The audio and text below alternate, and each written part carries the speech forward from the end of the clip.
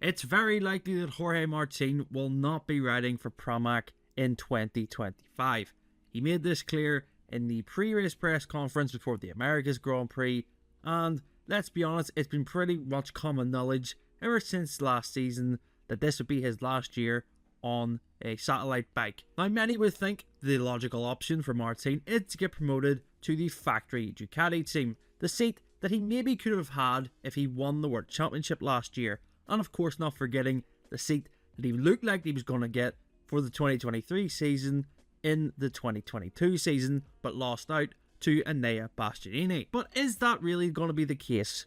Let's look at the options that Martin has heading into next season and beyond. He said that he's not going to stay with Pramac even if they keep the same bikes or if they change.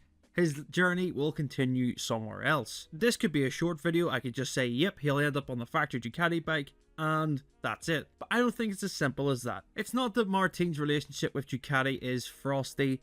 It just seems that maybe they haven't really valued him as much as he would have liked. Would Jorge Martin want to go into the Factory Ducati team? Yes. But would Ducati want him to go inside the Factory Ducati team alongside his title rival, Pecco Bagnaia? That's a completely different question. I think they like the atmosphere that they have with Bastianini and Bagnaia. They're two Italian riders. Yes, you can consider them as rivals, but the relationship is much better than I think that Martin and Bagnaia's would be. And would Ducati want to upset their main rider? There's no doubt about it, Pecco Bagnaia is the main rider at Ducati, and they've invested in him. They've made him the standout rider for the future by giving him a long-term contract. They aren't going to want to upset him, and that's why I think having Bastianini, yes, he is beating Bagnaia at the moment, but I think it is a safe step for them. Bastianini has been with the team for over a year. He knows what the bike can do, same of course as Martin, but keeping that same harmony in the team is something I think Ducati want to prioritise, rather than having, yes, it would be great to have the two best riders, but there's a lot of stuff that comes with that. We've seen it in the past, Rossi and Lorenzo. There was a wall built in the middle of the garage so they couldn't even see each other. Would Ducati want to do that? I don't think so, but who knows? Martin is on the factory contract, even though he does ride for Pramac. He gets, we believe, the same money that Enea Bastianini gets. Only thing is, Enea's in red and Martin is in the colours of Pramac. Then we look at Aprilia. Now I think this is a really interesting take. Aleix Espargaro has hinted that he will make his decision on his future in MotoGP by Mugello. So he'll either retire at the end of the year, become a test rider, or continue on, and Aprilia will stay, most likely, Maverick Vinales and Aleix Espargaro. Aleix Espargaro and Jorge Martin are very good friends. I would say they're very close friends, and you can see where I'm going with this. Jorge Martin wants to be a factory rider. Yes, he rides a factory bike, but not in a factory team. Who would want that if Aleix Espargaro would retire? Aprilia. And I think he is the next best thing that Aprilia could ask for their project. They want a rider who wins consistently, who knows what it's like to fight for a world title, and ultimately deliver them their first world title. And I think that rider is Jorge Martin. Now, I think it'd be an easy switch for Martin. You know, maybe the only factor is the money side. Aprilia, we believe, offered $4 million to Fabio Quartararo, and that's not to disrespect Jorge Martin, but Fabio Quartararo won a world championship. He hasn't won a world championship in MotoGP. So if he's wanting more money, would it be that would drive him? I don't think so with Martin. I think what would drive him, especially if he left Ducati, which is the best bike, to go to Aprilia, which is arguably the second best bike, he would want to show Ducati that he could do this.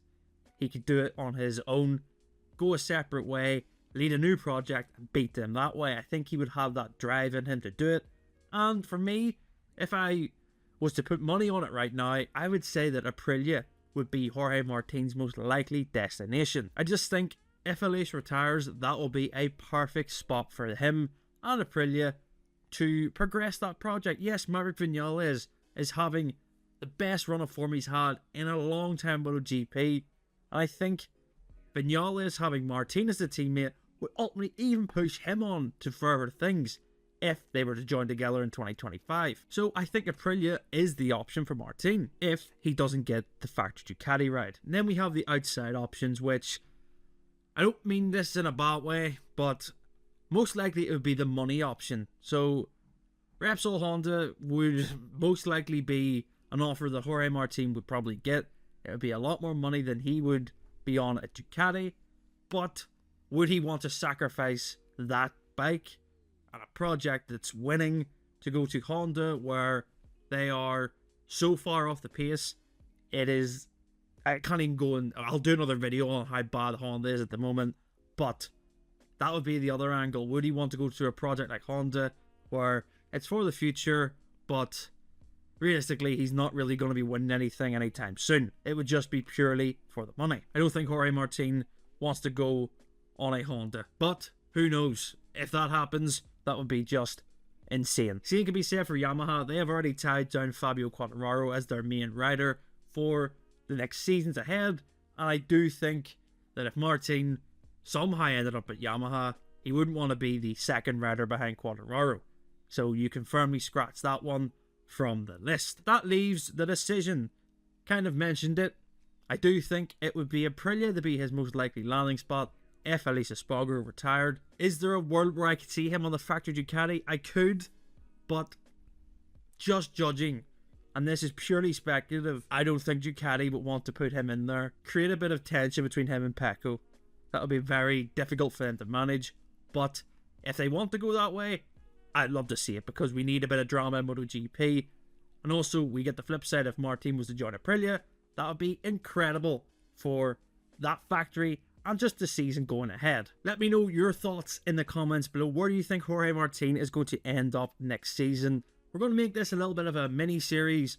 We're going to cover Enea Bastianini, where he's going to end up. We're going to cover where Marc Marquez is going to end up for the next season. Leave your comments below, and I loved reading through them. Make sure to follow us on social media. Listen to the Christ MotoGP podcast. If you don't, subscribe to our YouTube channel. We're very close to hitting another landmark, which is 30,000 subscribers. So make sure to hit that subscribe button. It's completely free, and you'll be notified when every video is posted. But until next time, we'll see you then.